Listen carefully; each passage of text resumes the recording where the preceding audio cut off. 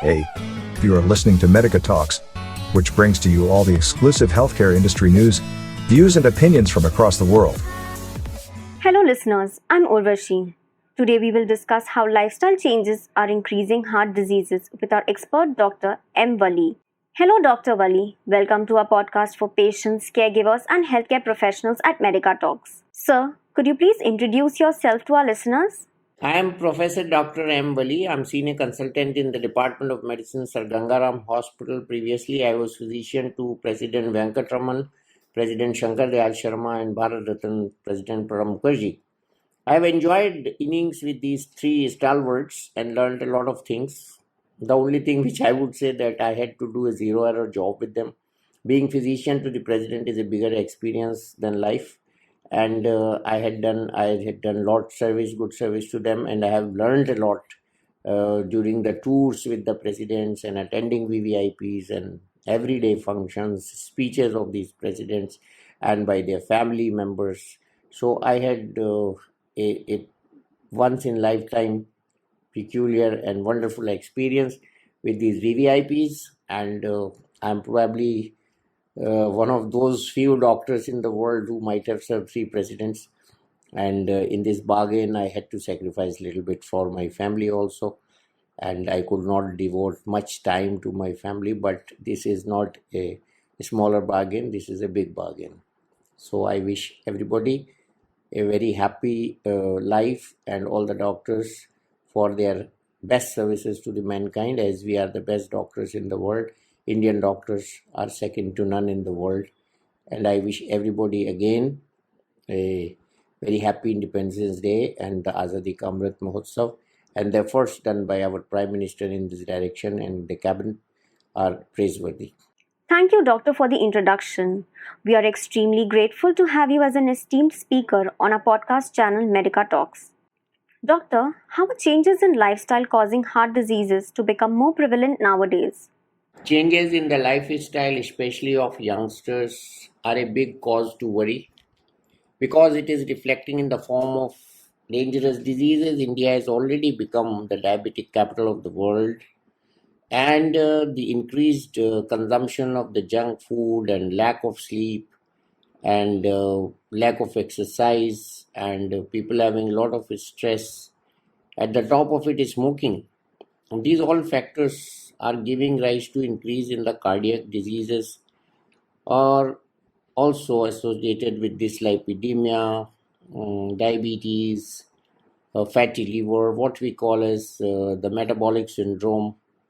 So the incidence of the diabetes and heart disease is steadily increasing, and I may add here that due to smoking increasing in the young ladies, the cancer incidence in the lung is also increasing slowly. So, what we are going to discuss here is that changes in the lifestyle are a big cause of concern for a very important cause, that is the heart disease. Especially when I talk of heart disease in young, I call it the juvenile heart disease of the young adults, and which is coming in a big way. And what I am observing, I see a lot of angiograms every week. So what I am observing is some Indian pattern is like left main coronary artery gets involved invariably, and this is the pattern. And many patients do come up after the heart attacks with reduced ejection fraction. The heart muscle is already involved, it has already reduced its function, and they don't get aware of the first time heart attack. Either they are diabetic, or they have ignored the chest pain, or they have not been properly treated, or the doctors got confused because it manifests sometimes like a gas. So inferior wall myocardial infarction is often confused with gas symptoms, and therefore rarely diagnosed at one time and correctly, unless you do proper investigations at a proper setup by a proper individual.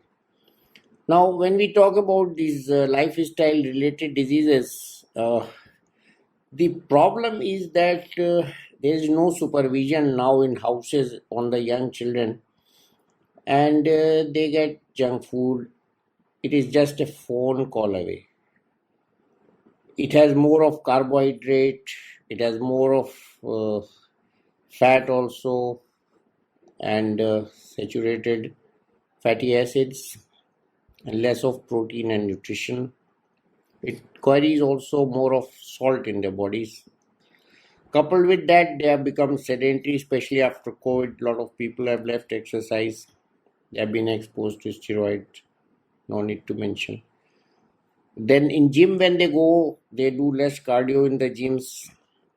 The stress is increasing day by day, and not a proper sleep pattern is being observed these days in most of the people because late nights, computers, mobiles, and similarly, they're not getting up on time in the morning.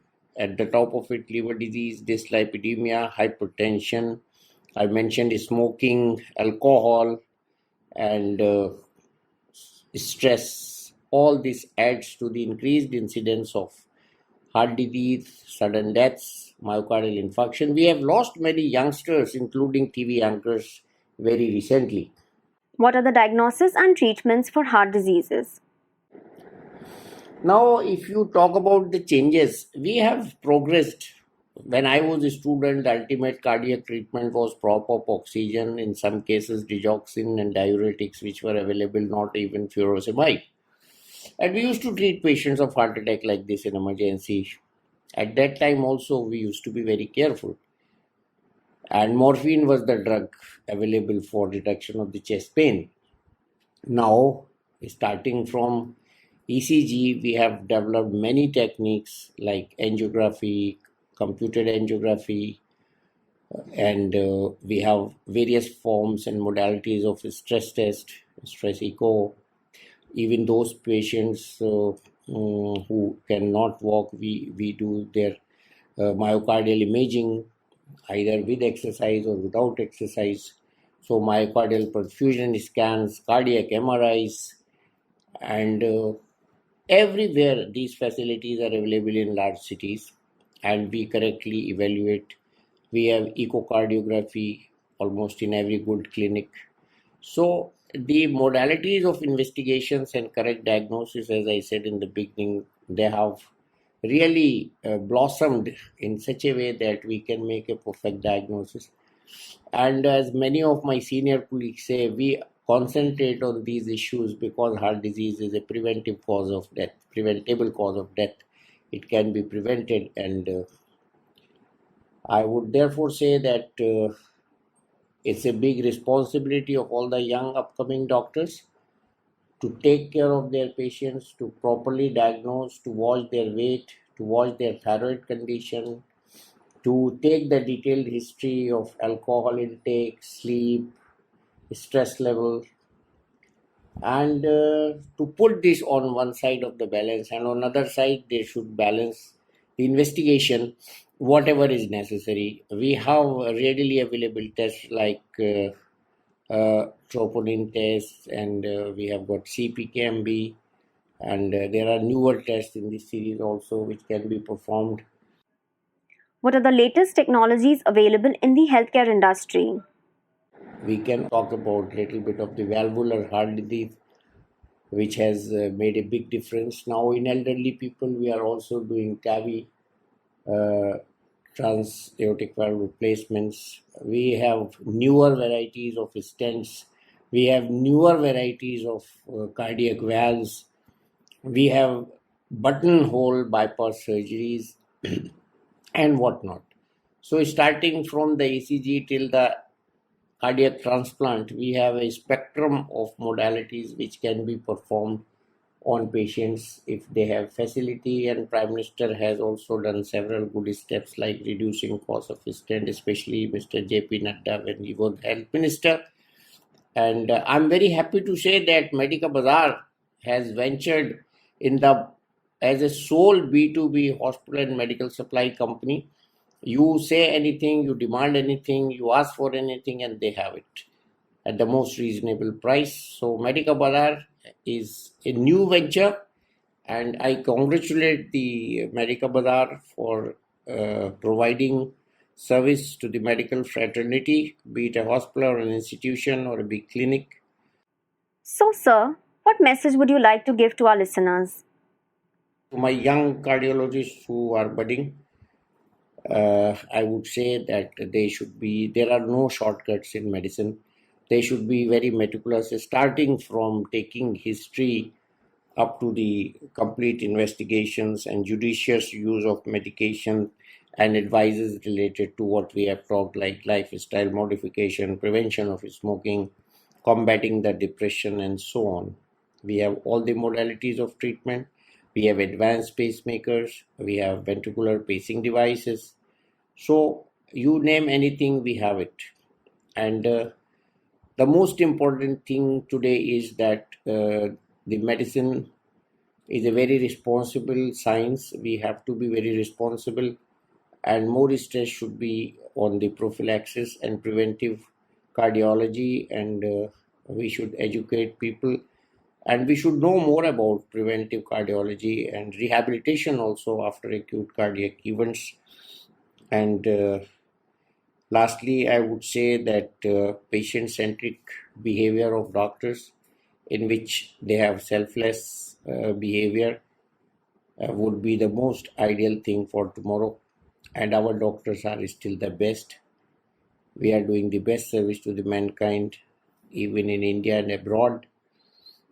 And on this 75th anniversary year of the freedom, on Azadi Ka Amrit Mahotsav, I would wish everyone who is listening my talk a happy Independence Day and a happy Independence Year, and Bharat Mata Ki Jai. Thank you very much. Thank you, Doctor, for being a part of Medica Talks and sharing your insights. We are hopeful that this informative talk has enlightened our listeners about the importance of changes in lifestyle and how it can be diagnosed on time and save lives. Also, here's wishing our listeners a very happy Independence Day. Hey listeners, I hope this podcast was beneficial for you. Don't forget to stay tuned with us for our next podcast session, where we bring to you all kinds of healthcare industry news, views, and opinions from around the world.